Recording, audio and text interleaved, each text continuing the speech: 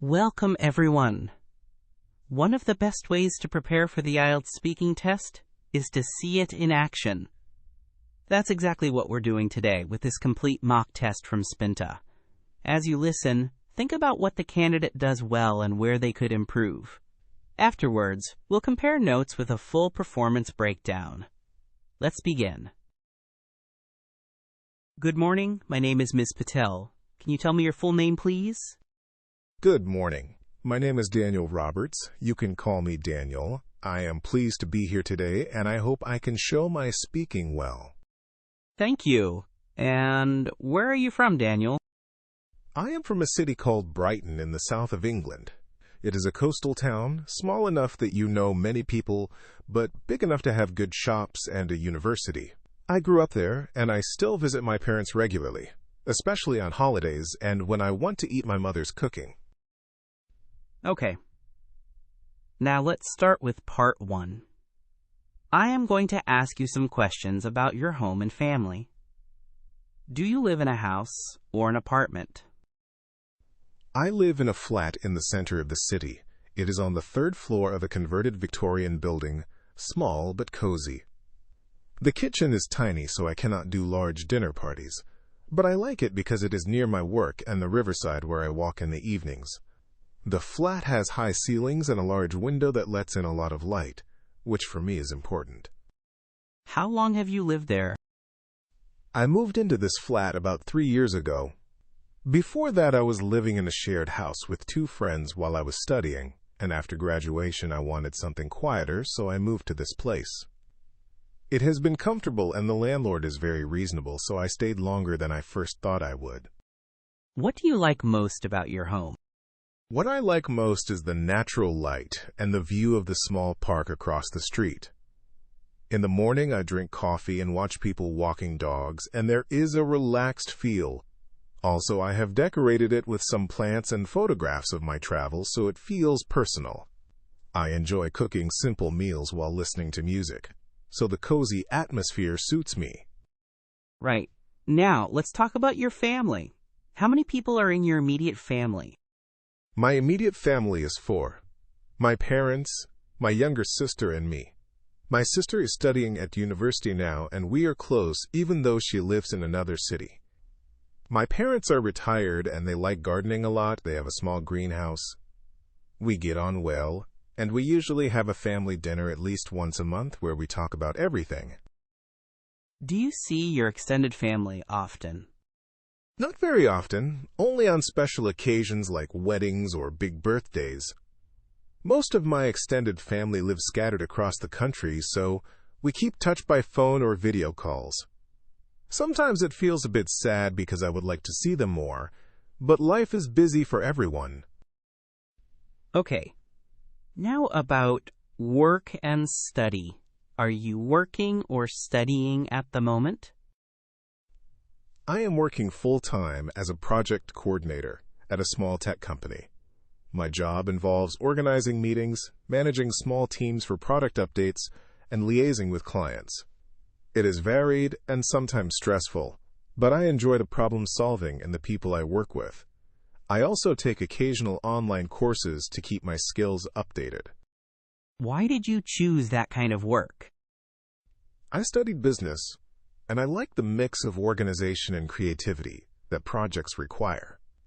When I was at university, I did an internship where I discovered I liked coordinating different specialists to deliver something useful.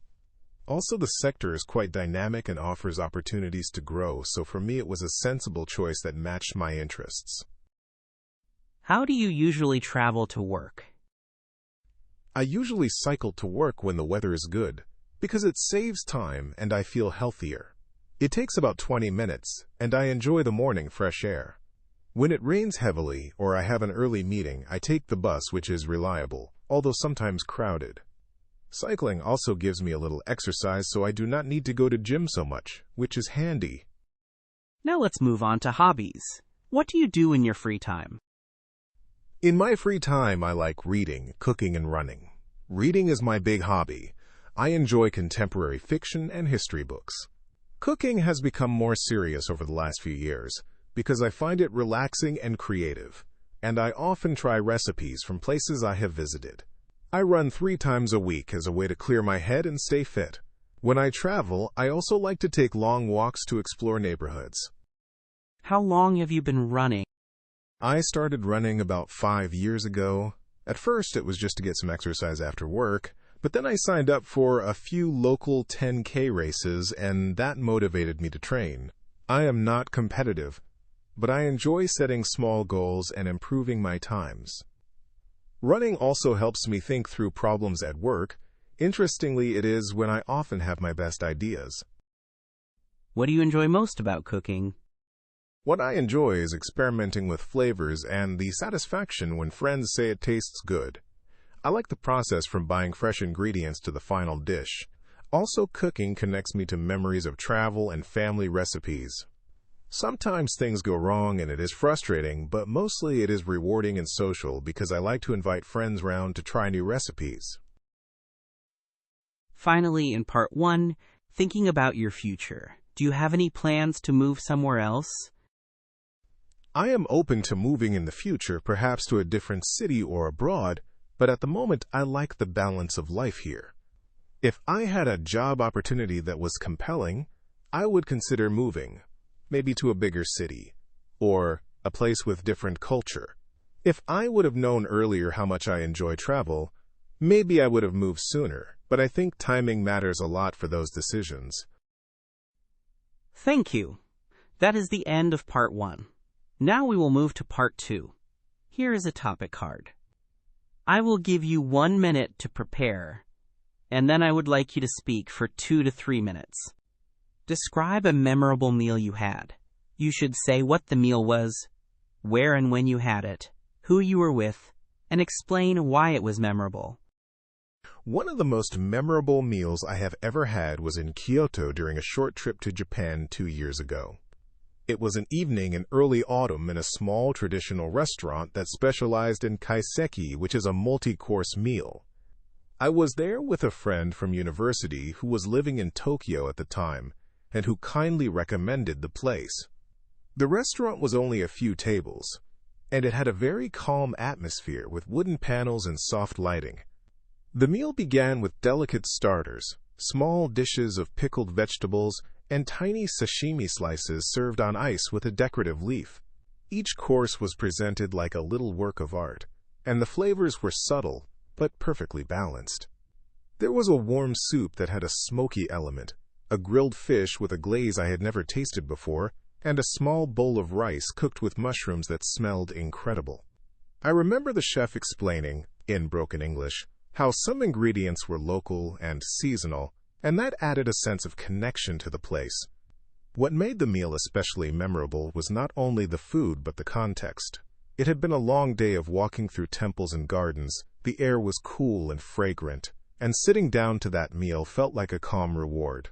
My friend and I talked about our plans and hopes, and the conversation was easy and genuine, which made the whole evening feel very personal. I also recall a small moment when the owner brought out a tiny plate of sweet chestnuts and said they were harvested from his family's garden. That human detail made the experience feel authentic and warm. After the meal, we walked along lantern-lit streets, and it felt like a scene from a film. Looking back, I think it was memorable because it combined excellent food, thoughtful service, and a strong sense of place, and it became a highlight of the trip that I still tell people about. Is that enough detail, or shall I say more about the flavors? Right, thank you. Can you tell me why the setting of that meal made a difference to your experience? The setting made a big difference because the restaurant was small and intimate, so the food felt carefully prepared just for us. The wooden interior and soft lights created a calm mood, and knowing that many ingredients were local connected me to the place. When everything around you feels authentic, it amplifies the pleasure of eating, I suppose, and the walk afterwards under lanterns sealed the memory. Did that meal change how you think about food or cooking? Yes, after that I appreciated simple, seasonal ingredients more. It encouraged me to try more subtle cooking at home rather than heavy sauces. It also made me more interested in the provenance of ingredients, to ask where things come from, and to try to recreate balance and restraint rather than only strong flavors. Thank you. That is the end of part 2. Now we will move to part 3. We'll talk about food and eating in a wider context. Do you think food is an important part of a country's culture? Absolutely. Food is a key expression of culture because it reflects history, climate, agriculture, and social habits. For example, rice-based dishes are central in many Asian countries because rice has been cultivated there for centuries, while spices in South Asian cuisine reflect historical trade routes. Also, food rituals, like how families gather or festival dishes, show social values. I believe that through food you can learn a lot about people's priorities and creativity. How have eating habits changed in your country over the last 20 years? In my country, there has been a shift towards convenience and international cuisine. Fast food and ready meals grew quickly with busier lifestyles, but at the same time there is a resurgence of interest in craft and artisanal food, local produce and sustainable practices. People are more aware of health, and some are returning to cooking at home, using fresh ingredients. Also, immigration and travel have brought diverse cuisines into everyday life, so you can find a wide range of options even outside big cities. What are the advantages and disadvantages of eating out often? Eating out offers variety, convenience, and social opportunities. You can try dishes you would not cook at home, and it brings people together. However, disadvantages include cost, often higher calorie meals, and sometimes less control over ingredients, which can be a problem for dietary needs. Frequent eating out may also disconnect people from the habit of preparing meals and understanding ingredients, which I think is valuable. Do you think people's tastes will become more similar worldwide or more diverse in the future? I think both trends will happen. Globalization and media spread certain dishes widely, so many people develop similar tastes for popular items. But at the same time, there is growing appreciation for authenticity and regional specialities, and people travel more and seek unique experiences. So overall, there will be a mix, some common global staples, and also a stronger interest in distinct, local foods. How can governments encourage healthy eating among citizens? Governments can use education campaigns, regulate advertising of unhealthy foods, especially to children, and support access to fresh produce through subsidies or local markets. Also, policy can influence school meals, urban planning to support food retailers in underserved areas, and incentives for food producers to reduce harmful additives. It is a complex problem requiring combined approaches. Do you think cooking skills are important for young people today? Yes, I think cooking skills are important for independence, health, and budget management. Cooking teaches planning, basic nutrition, and creativity. Even simple skills enable people to avoid excessive processed food and to enjoy meals. In the long term, it also helps cultural continuity when recipes and traditions are passed on. Some people say technology will change how we eat. What changes do you expect? Technology will change sourcing, preparation, and delivery. We already see apps for grocery delivery and meal kits that simplify cooking. In future, automated kitchens and precision agriculture could alter supply chains. Technology might improve sustainability by reducing waste, and lab-grown ingredients could become mainstream. But there will be ethical and taste questions to resolve. How important is tradition in maintaining a country's cuisine? Tradition is very important because it preserves techniques, ingredients, and meanings behind dishes. Traditions give food identity and continuity. However, cuisines are living things and adapt by incorporating new influences, so a balance between respect for tradition and openness to innovation is healthy. Do you think people should learn to cook from family members rather than online? Learning from family offers cultural transmission and personal stories which online videos cannot fully replicate, but online resources provide broad access and variety. Ideally, a mix works best. Family for tradition and online for expanding skills and learning techniques from different cuisines.